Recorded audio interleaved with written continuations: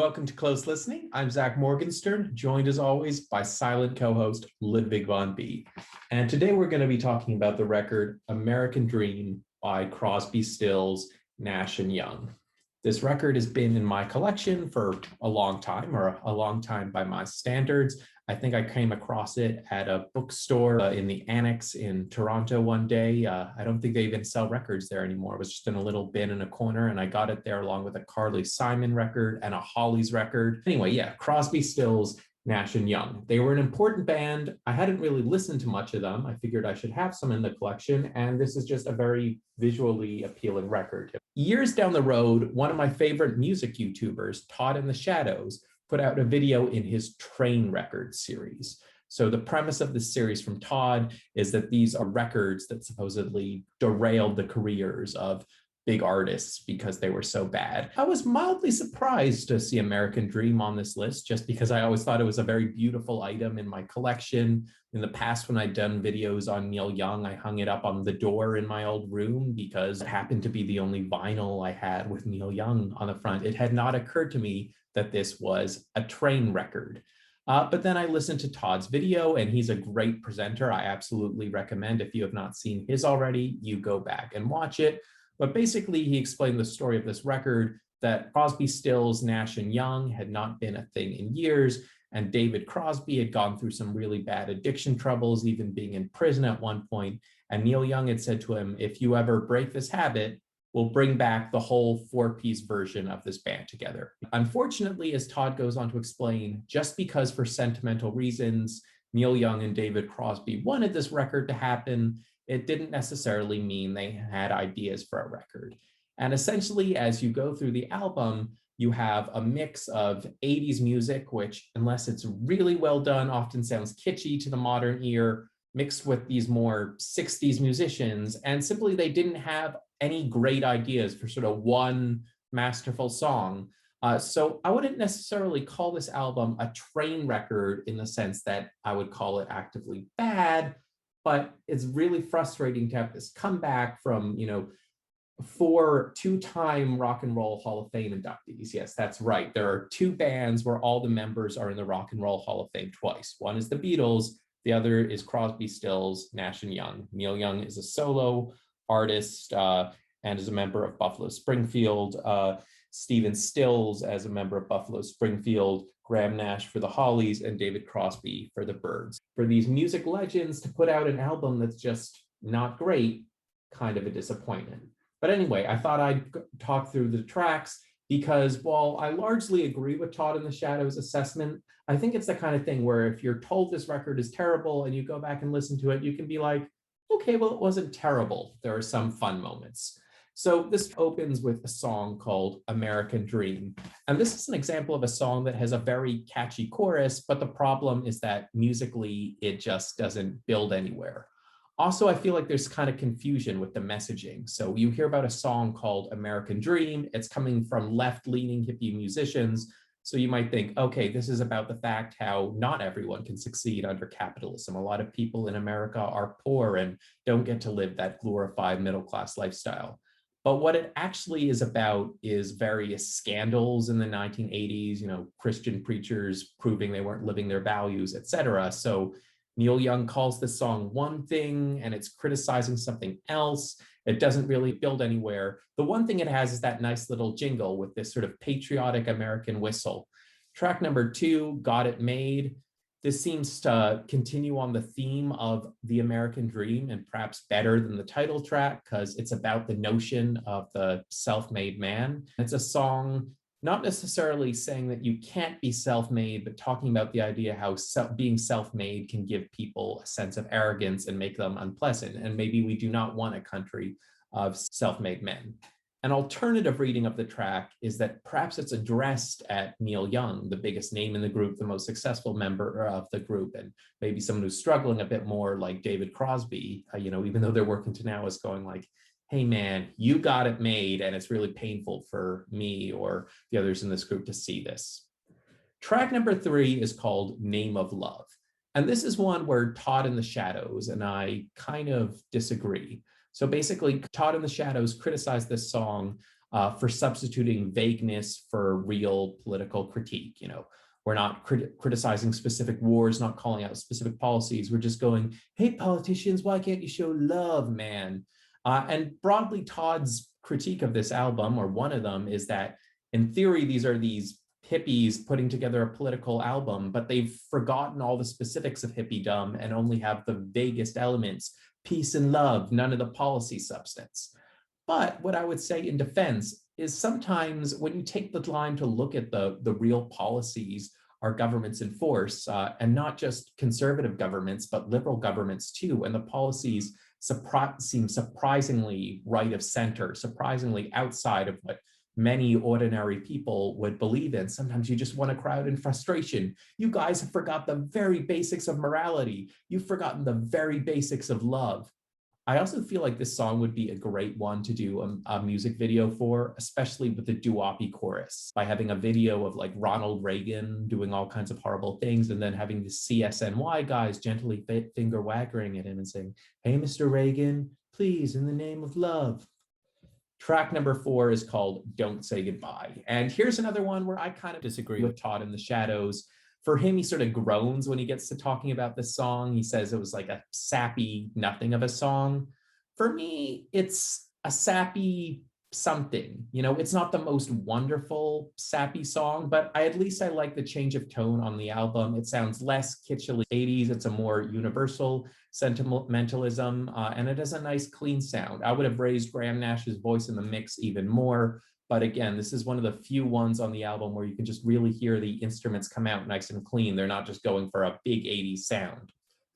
Track number 5 is called This Old House. I kind of feel like this is the centerpiece on the album. The thing that Todd in the Shadows kind of laughs at in this one is Crosby, Stills, Nash and Young, 4 singers known for their harmonizing. And they do this funny thing in the mixing of this one where they weirdly like raise the volume of the voices on the chorus. Like, I don't think that bothered me as much as it bothered Todd.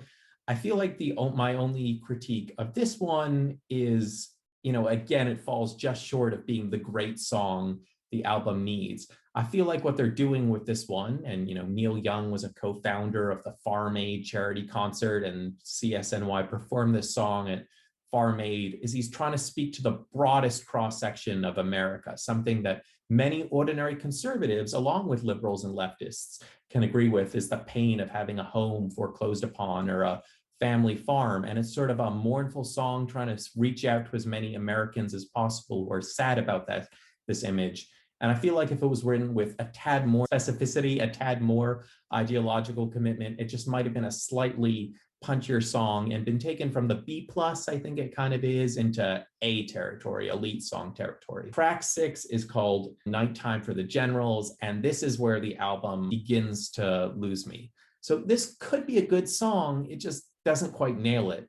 And I think it's because everything about it is big and 1980s. I think sometimes for an element in a song like Fighting Anger to come out, you need contrast. So take the song Danger Zone by Kenny Loggins. Despite seeming like a loud rocker, it regularly decrescendos, and you get that contrast between the bad boy subject matter and Kenny Loggins' high-pitched, sensitive voice. Whereas here you just have a sort of monotone fighting anger. You don't get the beauty of that contrast. The other problem with this song is, again, vagueness. It doesn't name names. It doesn't talk about specific wars or incidents. So rather than coming across as a protest song about specific American imperialist policies or exposing the emptiness of wars by showing how real generals colluded with real politicians, it just comes across as a generic rant against corruption. And the problem with protesting corruption is that corruption is everywhere. Any given politician or political group could break their promises. So while occasionally you might see an election cycle where an anti-corruption message really works, I think really to sell people, to get them hooked on your political message or political song, you have to stand for more than not being corrupt. You have to say, I'm against this specific thing, or I am for this specific thing. Track number 7 is called Shadowland. And again, it's an example of another potentially engaging anti-war song, but it just has too much vagueness in the lyrics. So Todd and the Shadows presume this is an anti-Vietnam War song, and I think that's a reasonable assumption to make. If you look at the lyrics, it's kind of saying America may be beautiful, but there's another distant place, let's call it Shadowland, where all the truths about America prove to be lies. So America's crimes in Vietnam obviously served against American propaganda in the course of the Cold War. But musically, the song kind of just sounds like a low energy version of the Police's Every Little Thing She Does Is Magic. Track number 8 is called Drivin' Thunder. This is a bad boy road song. I certainly like these songs performed by certain kinds of singers, but I feel like there has to be a playfulness or an over-the-topness in their voice. You know, Bruce Springsteen singing Thunder Road, Meatloaf singing Bat Out of Hell, Tom Cochrane singing Life is a Highway. But while everyone in Crosby, Stills, Nash & Young are good singers, I don't know if any one of them on their own is a great singer. And they're certainly, I guess, maybe with the exception of Neil Young, none of them are quirky singers. So they don't bring the fun into this song. It just sounds like a kind of unironic, I'm on the road and I'm cool. Track number 9 is called Clear Blue Skies. I guess it's good to bring an environmentalist message into this song, you know, builds on Crosby, Stills, Nash & Young's hippie identity. Just, I don't think they're particularly great lyrics or an interesting melody here. And then track number 10, called That Girl. Again, not much to say about this one. There's a bit of a pumped up 80s sound, but there are plenty of better songs that also give you that pumped up 80s kick. Track number 11 is interesting. This is a David Crosby song. And I feel like David Crosby was the John Lennon, certainly of the Byrds. And though I don't know them so well, I assume Crosby, Stills, and Nash, or Crosby, Stills, and Nash & Young as well. So I guess when I say he's the John Lennon of the Byrds, you have the other two Byrds songwriters, Jim/Roger McGuinn and Gene Clark, who might write sort of broadly appealing, musically catchy songs. And that stands in contrast to someone who I guess saw himself as more serious, more high-minded, like a John Lennon or like a David Crosby. So on the one hand, a figure like a Lennon or a Crosby might be the most interesting and appealing artistically and politically in their group. You know, they're trying to really say something, not just write a nice song. But on the other hand, that interestingness sometimes translates, rather than into creating great, profound art, into sort of rebellious anti-art. You know, I'm not a huge fan of John Lennon's debut solo album because I felt like lots of the stuff on it was him stating his political and philosophical ideals rather than actually writing great songs. In the case of Compass, I feel like David Crosby has done the same thing. So there's some very interesting simple acoustic guitar sounds there. There's some profound poetry about David Crosby's personal struggles. But does this add up to an enjoyable song? I guess it depends on how you define enjoyable. So track number 12 is called Soldiers of Peace. And if I interpret this one correctly, and I hope I am, because this is a good thing to write a song about, it seems to be about the phenomenon of people going to war and coming back anti-war activists. You know, I've been amazed, you know, I've seen former soldiers talk, and one would have to think you'd have to be fairly conservative in some ways to become a soldier. You have to believe it's in you to kill. You have to broadly believe in the foreign policy aims of your country.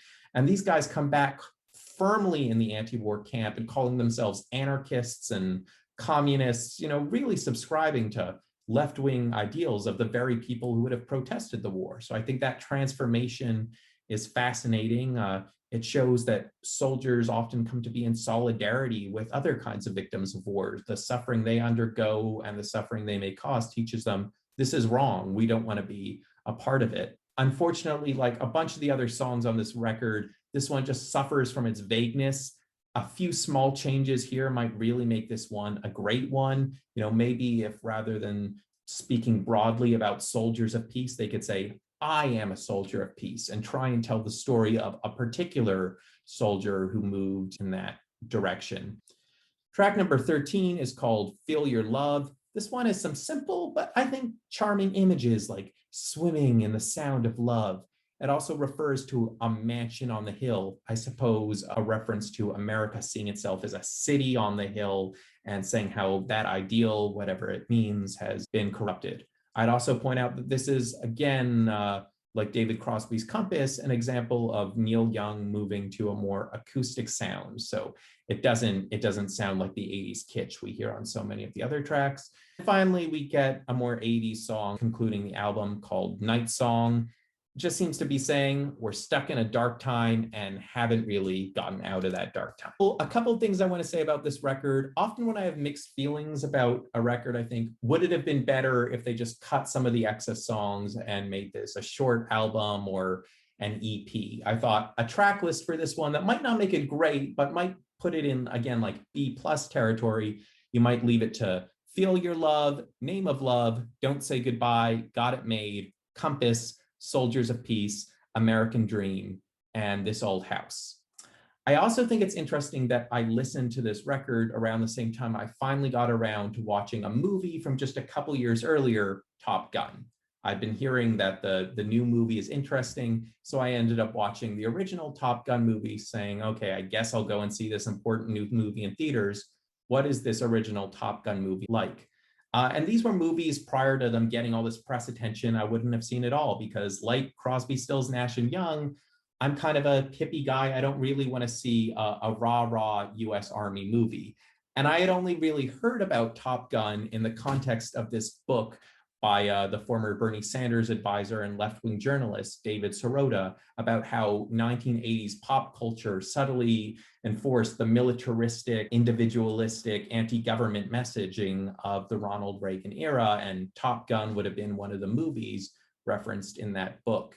What I did find surprising, more so I think about the original Top Gun than the newer one, is because it came out in this vaguely right-wing 1980s cultural climate, the movie itself is not emphatically right-wing. It is a movie starring soldiers, but because it is contained to the soldiers' world, I wouldn't say it's even that militaristic. They're not doing propaganda promoting the goodness of US wars or joining the military, because I guess all the characters are already in the military. They don't have to think about that. There's this weird way in which even if you're anti-war, you can still enjoy a movie like Top Gun. On top of that, it included a number of great 1980s songs, the two big ones being Kenny Loggins' Danger Zone and Take My Breath Away. And I think it's interesting to think of this album as coming out in the same cultural context of Top Gun. I think what makes this such an interesting cultural construct is with those heavy synths and some of this angry anti-war music, the underlying aesthetic is weirdly similar to Top Gun. It's these hippies trying to sneak into the 1980s, trying to sneak into the culture that gave us Top Gun and come out with their hippie message. But I think what works so well about Top Gun is that it was just a product of its time. It didn't need to come at you hard with a strong political message. It just sort of blended into its environment and had fun. Whereas at the same time, I listened to something like American Dream and I'm like, I like their politics, but they haven't quite nailed a bunch of these songs. And it's a shame, because